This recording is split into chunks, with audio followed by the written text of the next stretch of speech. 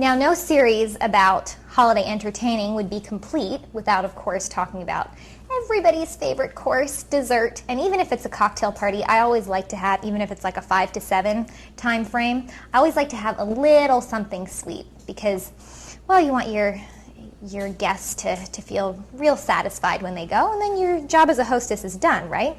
So what I tend to do on a sweet plate, I'm just plating up these brownies that I made earlier, is I like to give guests lots of choices. And if I can, I really try for minimum of three things.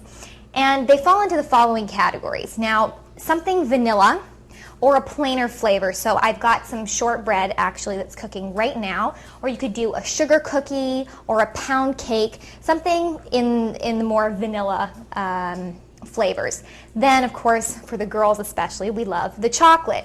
So either a brownie or a chocolate-covered strawberry or maybe even a truffle tart.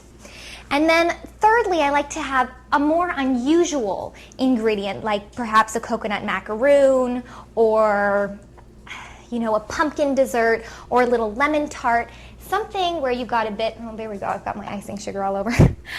Something where you've got one particular ingredient, and then you'll find that all of the tastes are satisfied. So I'm going to bring these brownies out. I'm going to go grab that shortbread, and that is quite the sweet table. So join us next week. We're going to do some more holiday entertaining, some more complicated recipes, and a whole bunch more of those cheater recipes so that you can always look like the hostess with the mostest.